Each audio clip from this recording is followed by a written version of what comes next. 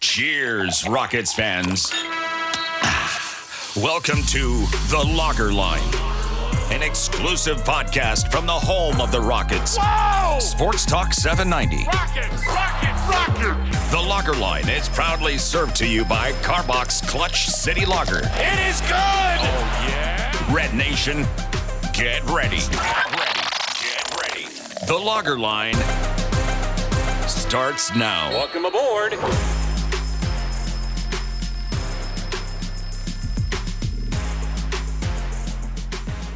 Welcome in to a special mini episode of The Lager Line, as always served to you courtesy of Clutch City Lager of Carbach Brewing. I'm your host, Ben Dubose, editor of USA Today's Rockets Wire and contributor to Sports Talk 790, official flagship radio station here in Houston for your Rockets. This episode's being recorded on Wednesday morning, June 26th. It's actually draft day in the NBA, at least the first round. Rockets currently slated to pick at number 3 overall. We'll see if they keep the pick or trade it. But we're actually not going to talk about the draft in this mini show because by the time you're listening, the Rockets may have already made their choice. And so we'll have a full show in a day or two between myself, Paolo Alves. We'll see if there's a guest that might work that reacts to whatever they do in the draft and talks about what the outlook is with that pick, that trade, whatever it may be. Stay tuned for that. This episode is going to be reacting to the bombshell trade Tuesday night between the Rockets and the Brooklyn Nets, in which Houston is sending back 2 assets to Brooklyn, the 2025 swap and the 2026 pick, in exchange for 4 assets, 3 from the Phoenix Suns and 1 from the Dallas Mavericks. So effectively, Rockets giving up 2025 swap, 2026 pick. They're getting a 2025 swap ability to move from Oklahoma City to Phoenix, and then 2027 pick from the Suns, and then the 2 best picks in 2029 between the Suns, the Mavericks, and the Rockets. So effectively, what's happening here, the Rockets are giving up what could be a greater quality of picks on the front end. The Nets were 32-50 last season, 9th worst record in the NBA, for a greater quantity on the back end, 4 assets instead of 2. And 3 of them, it's worth noting, are from a Phoenix Suns team that, while they're not confirmed to be as bad as the current Nets are or were with Mikal Bridges, that's an important part of the thinking here that I'll explain momentarily. But it's not as if the Suns have a great outlook. It's a mid-sized market. They don't really have an ability to upgrade their team moving forward. They are well above the salary cap. They've cashed out most of their future trade assets for Kevin Durant. One of their 2 star players is KD, who turns 36 years old this offseason. So they're in a tough spot. Devin Booker's 27 years old. Maybe he asks out via trade in a year or 2, and suddenly the Suns, by the time a lot of these assets are coming into play for the Rockets in 2027 and 2029, could be what the Nets have been the last couple of years in terms of the Rockets getting picks from the Nets in the James Harden trade, when at the time they were good, and all of a sudden within a couple of years they weren't. And so the value of the picks skyrocketed. The same could hold true with the Suns, who are starting from a much lower baseline. Keep in mind, the Suns this year won just 49 games, only 3 above the play-in range in the West, and they were swept in the first round of the playoffs, won 0 playoff games, and there's not really an ability to improve the team moving forward, at least not that I can see. So there's a little bit of a risk, certainly, in that the Nets, even if they had kept Bridges, would not have been good in all likelihood the next couple of years.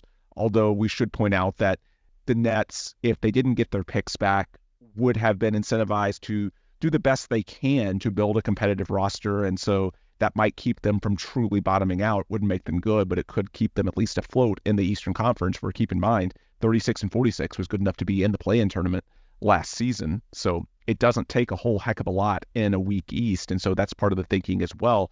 But the idea is that hopefully the Suns can be that bad in a few years. But even if it's not, the risk is somewhat mitigated because you have 4 picks instead of 2. So you have more bites at the apple, if you will. And there's more future optionality because those picks are further out in terms of years, more in 2027 and 2029, less in 2025 and 2026. And where that comes into play, if you're looking at those as trade assets, which I think the Rockets largely are, then there's more value in picks that are further out because there's optionality for the team acquiring them. It's not like you're sticking them with someone that was chosen by another team. They can choose their destiny in terms of what player makes sense for their future, and so on and so forth.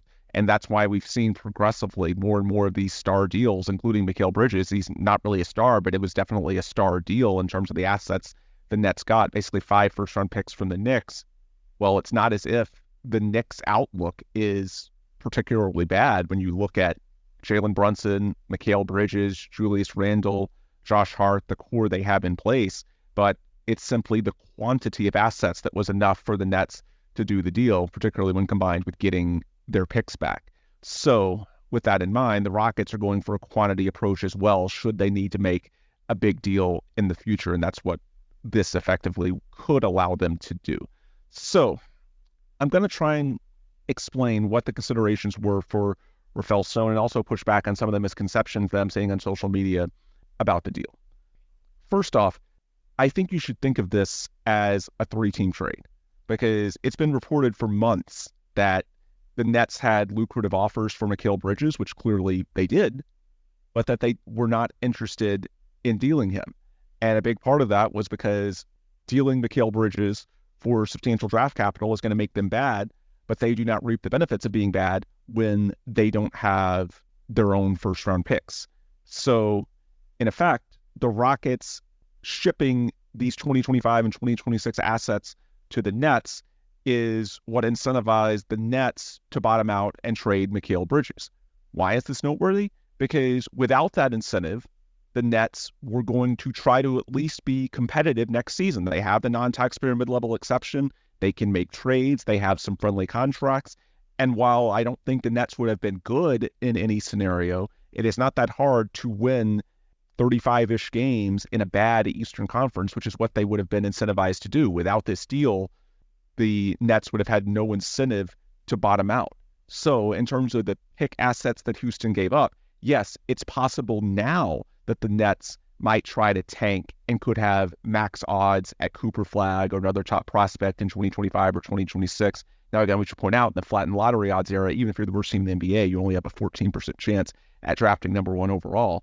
But if the Nets had stayed the course, it's unlikely that Houston would have had a 14% chance at Cooper Flag or any other top prospect, because the Nets, if they were actually trying to win and be competitive, again, they won 32 games last year, even with a lot of things going off the rails. I don't think it would have been hard for them to try and do the same thing or maybe even get a little bit better this year as you commit to more of a definitive path and don't have the instability that has defined the Brooklyn Nets the last couple of years, going from contender to now a rebuild. So it's not as if, had the Rockets stayed the course, they could feel that the value of those picks was the same as they are to Brooklyn right now.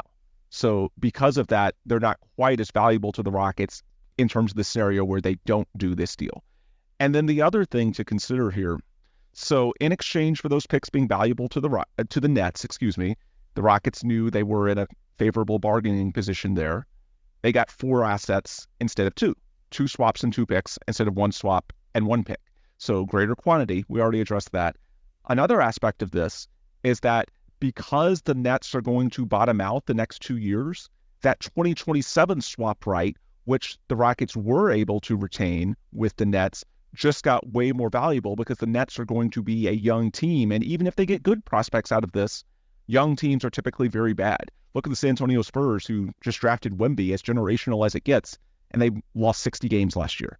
Young teams are not good. So just as the Nets know that the value of those 2025 and 2026 picks goes up by doing this deal in conjunction with the Bridges trade, the Rockets also know that by doing this deal, the value of the 2027 swap with Brooklyn, which they keep, also goes up. So that's part of the thinking as well. It's 4 versus 2, plus you are materially increasing the outlook for 2027. So you can almost consider that part of the trade. And you definitely should consider it part of the trade if you're fixating on this scenario where what if the 2025 pick turns into Cooper Flag? Because if you're going to, play out these hypotheticals of, well, what happens as a result of the trade, then you have to consider the 2027 angle as well. So the Rockets going for quantity over quality here, and perhaps it ends up being both. I'm just saying right now, you can't say as definitively with those future Phoenix picks that they're as good as the outlook for the Nets the next couple of years was, even with Mikal Bridges. Now, they could be. There's a lot of instability in Phoenix. There's a ton of uncertainty, but I don't think, at least at this stage, it's near as concrete as what you had in Brooklyn. So that's the trade, and sure, there's some risk. If there wasn't risk, why would the other side do a trade? It's that simple. I mean, if you're looking for 100% certainty, well, that's not going to work for the other team. Why would they give up assets that are definitely going to be worse? So it's just a calculated gamble. And in this case, look, those picks are disproportionately valuable to the Nets, and the Rockets found what they think is something of a market inefficiency. We'll see if Rafael Stone is ultimately right. That, I think, is sort of the general framework and why this trade was really in the works ever since January. It was just about whether the Nets were willing to actually commit to a rebuild, which is what this would have to accompany. And I think what may have happened here is after seeing their pick go from number 9 to number 3 in the draft lottery in 2024, the Nets might have gotten, scared straight a little bit about what could happen if they didn't recoup their future picks. And even if they're trying to win, they still might be, number 9, number 10 in the order. And all of a sudden in an NBA draft lottery where the odds are more flattened, yeah, it's possible that trade ends up aging really, really poorly. So I think that what happened in the lottery last month might have sort of incentivized the Nets a little bit more to take a deep look at this in a way that perhaps they weren't willing to do in January or February. So the thinking for the Rockets, it's layered because I do think trade optionality is important, but I don't think plan A is actually a trade. Plan A is for the young core to take the next step, for guys like Alperen Şengün and Jalen Green to eventually become the star-level alphas on a contender, to build on what they showed you at times last season and be able to lead the way. And then a couple of years behind them, Amen Thompson, Cam Whitmore, Jabari Smith, Tari Eason. The idea is for the core six to be able to do the heavy lifting themselves. And if they do that, then these future picks are exactly what you'll need to fill out a roster in the years ahead when this team gets way more expensive. Because if Jalen and LP and other guys in your young core end up being as good as we hope, it's going to be hard to keep this team together, and you're not going to be able to spend very aggressively around the margins. So that's where you'll need draft picks, which become rookie scale contracts, very inexpensive in the modern NBA, to fill out your roster. That's the ideal scenario. But if that doesn't work out, that's where the trade scenarios come into play. What I think is getting lost here, some will undoubtedly fixate and say, well, why couldn't the Rockets have just kept the Brooklyn Nets picks and then had Cooper Flagg or whoever as a hedge for the scenario where the current core 6, core 7, if they draft at 3 tonight, doesn't work out? The thing is, at some point, there's a point of diminishing returns when it comes to drafting and playing so many highly drafted young players at once. Look, it's already challenging. Of the current 9-man rotation, 6 of them, that's 2/3, are young core. And if you draft at 3 tonight, it would be 7 out of 10. That's really hard to field a competitive team with that many young guys and only 3 veterans that are regularly playing in Fred VanVleet, Dillon Brooks, and Steven Adams. Drafting again in 2025 and 2026 and trying to play those players in tandem with the young core that you're still trying to get more information about, at some point you run out of rotation spots. And at some point your team is just too young. If the entire freaking group is, the only alternative at that point, I guess you could ship out veterans and have the entire team be 25 and under, but I don't think that's a formula for winning in the modern NBA either, especially for a Rockets team that was 41-41 last year, just putting priority on building winning habits under Ime Udoka. It was never likely that the Rockets were going to try to go super young. And we should also point out, look, the Rockets just got done with 3 seasons between 2021 and 2023, losing, 60-ish games a year. One, they didn't quite lose 60, but that was the shortened season because of COVID. So the Rockets already have bottomed out, and being young typically it's accompanied by bottoming out.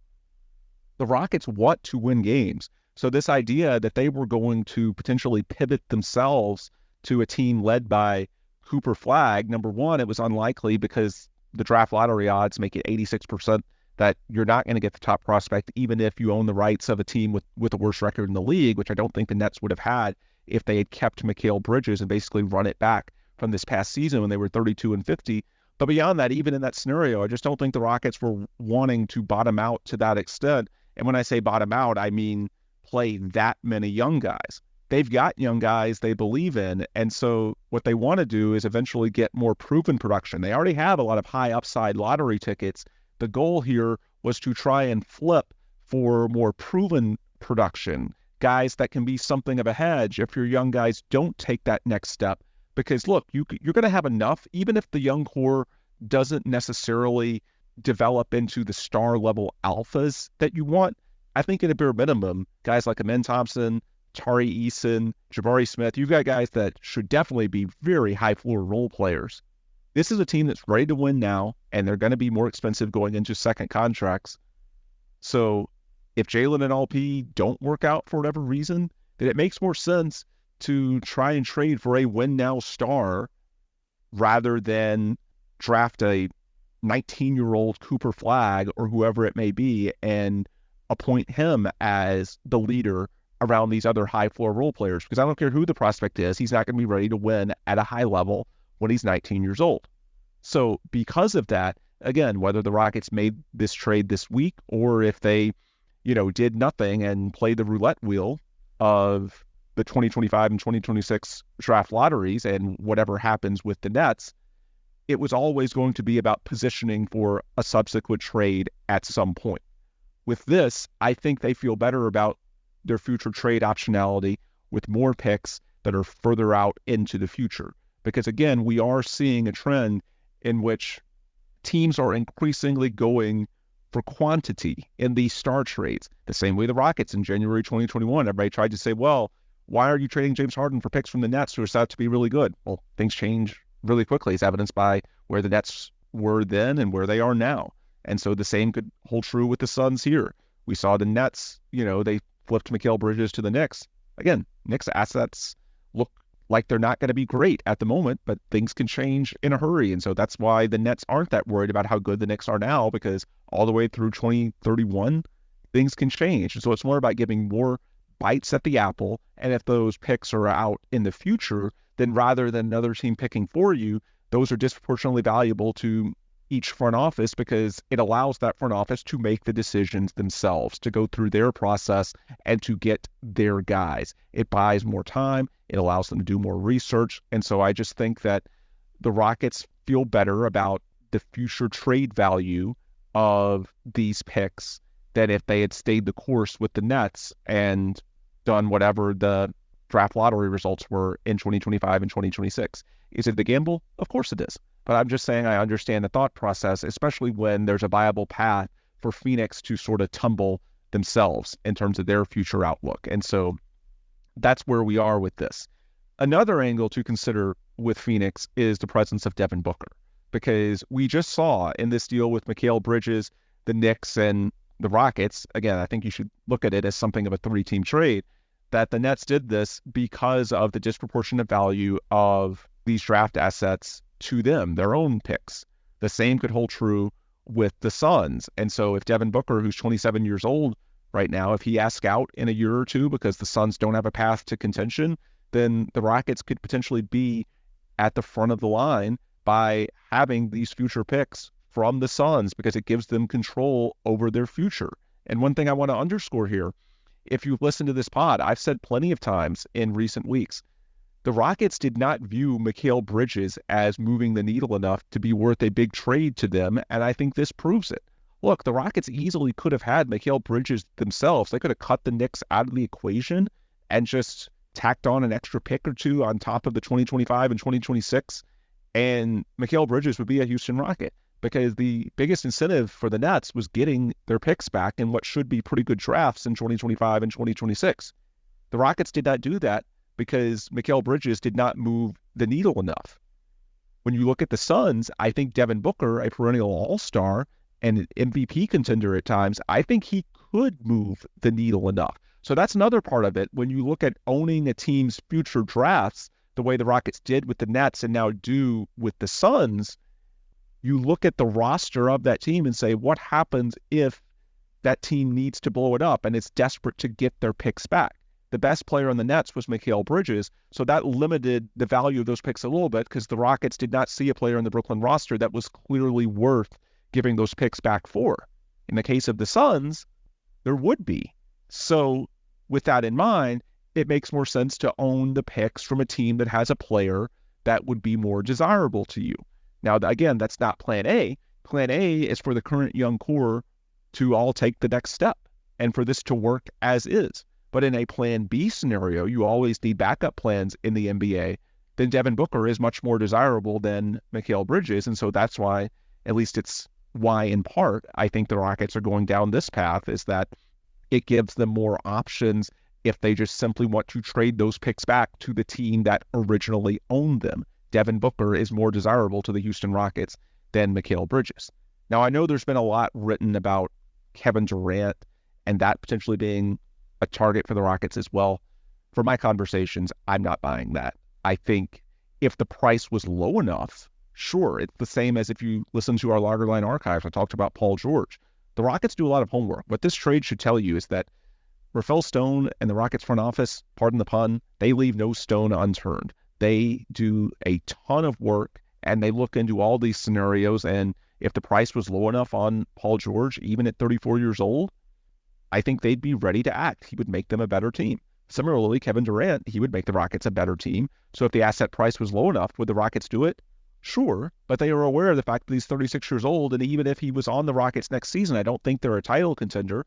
So there is a limit to how far they would go. And I have a tough time seeing the Rockets having the best bid on the market for KD unless he said, I'm only going to Houston or I only want to go to Houston. And even in that scenario, the Suns could just call his bluff because it's not like he's going to sit out the season. And how realistic is it for Kevin Durant or Paul George to say a 41-41 Rockets team is literally the only team in the NBA where they would want to go?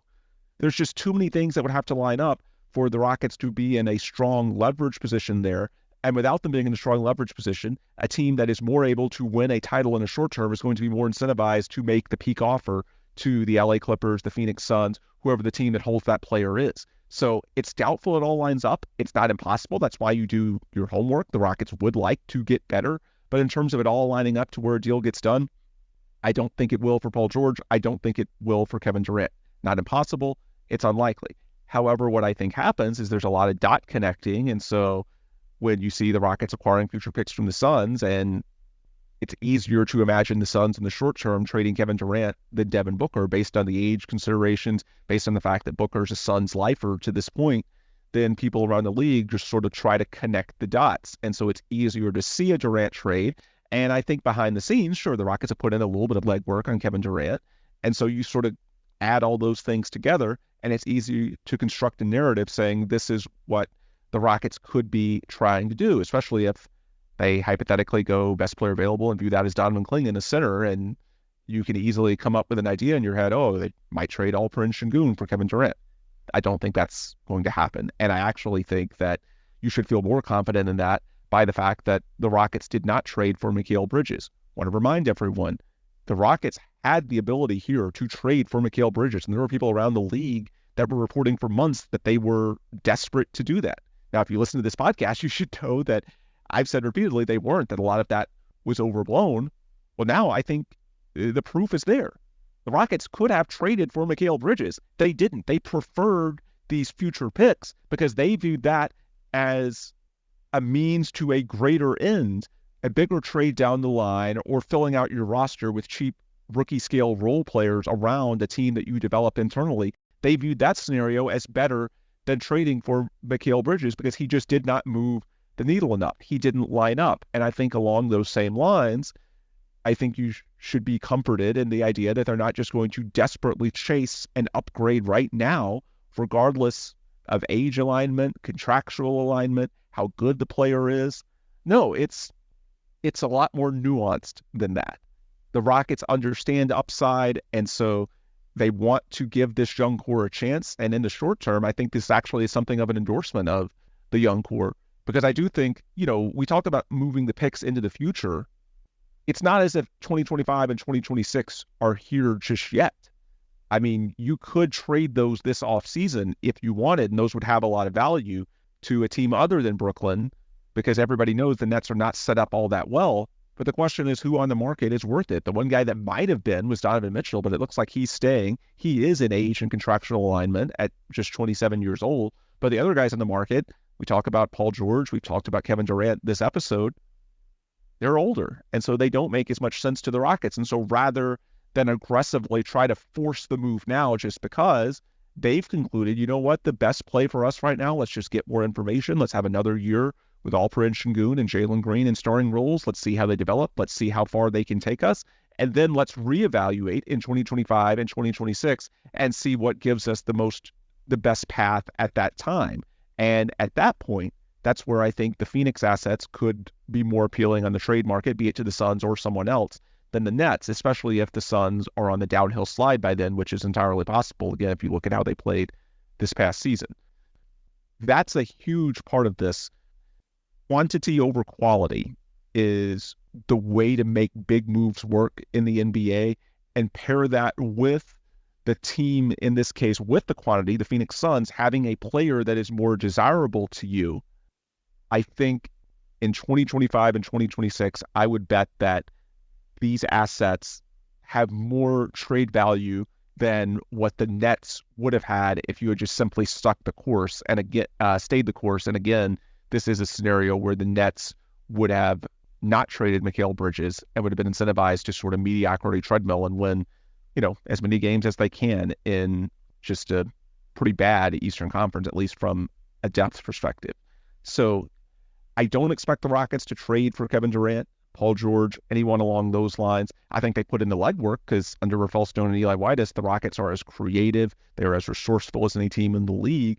And so there's going to be some dot connecting, and there's, a kernel of truth in this, and that's how these narratives get spun. But I think if you're actually talking to the Rockets, and it's not just me, Stephen A. Smith said the same thing on First Take on Wednesday morning, that's not what the Rockets are telling you. The Rockets are telling you that the time is not there yet for them to make an all-in type move to bid that aggressively. Now, I will never say never again. If the cost is low enough for KD or Paul George, whoever it may be, then sure, it's plausible.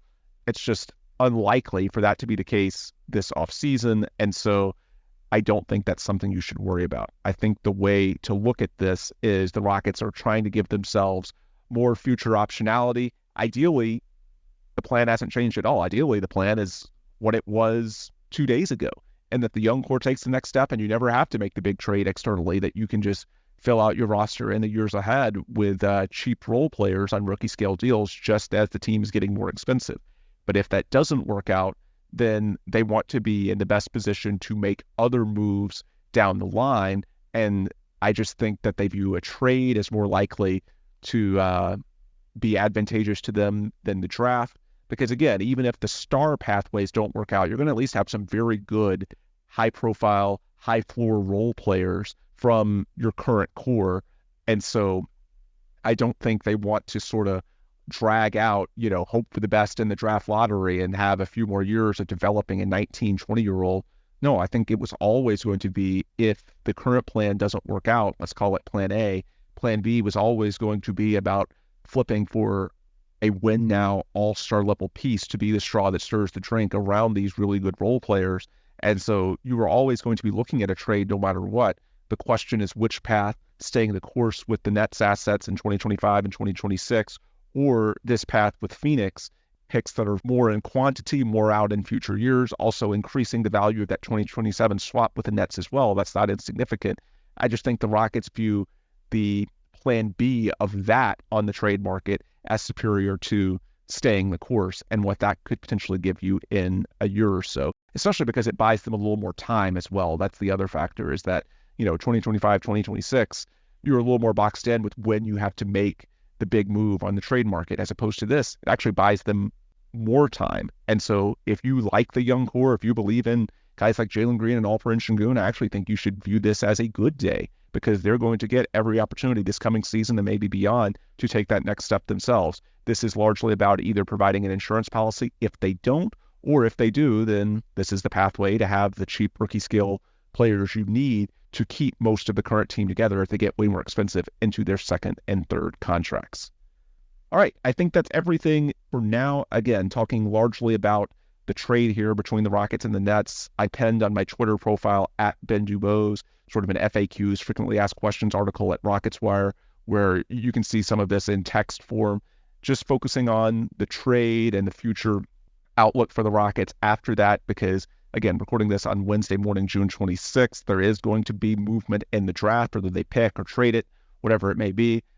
If I talk about the draft now, the shelf life is going to be very, very short. So we'll table that for a day or two when Paolo and I do a full episode recapping the draft, and we'll talk about how that plays into the future and perhaps in the context of this trade as well. These are just some immediate thoughts about why the Rockets did the deal they did, what they're trying to do, and again, good way to sum it up. I don't know for sure that it's going to work out. If there was no risk, the other team wouldn't do the trade. If there's no upside to them, what is the appeal?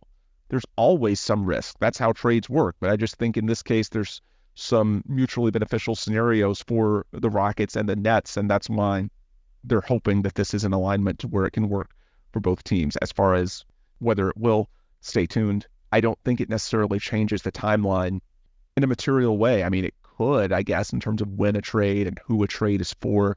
But I think in terms of next season and the foreseeable future, the plan 2 days ago is still the plan right now. And this trade is just about setting up potential contingencies down the line or filling out the roster and so on and so forth. Plan A is still developing this young core the same as it was yesterday. And hopefully guys like Jalen Green and Alperen Şengün going into year 4 are ready to take that next step. And Ime Udoka is hopefully the coach to guide them and mold them into doing just that. We'll see. Should be a very exciting season starting in October.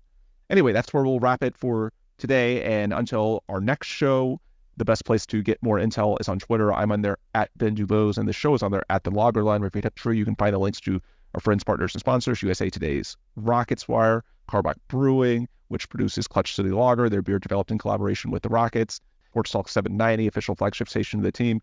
Find out all of their resources through the link tree, and also all of our distributors, Apple, Google, Spotify. If you hit up those, you can subscribe, leave a 5-star review. You get the benefit of episodes right when they come out, and we get the benefit, hopefully, with your subscription and happy review of looking good to those friends, partners, and sponsors as one of the most active podcasts covering Houston Rockets basketball. All right, those plugs complete. We will adjourn. Again, this is The Loggerline. I'm Ben Dubose. Thanks as always for listening, and please come back soon for another new episode. Happy draft day.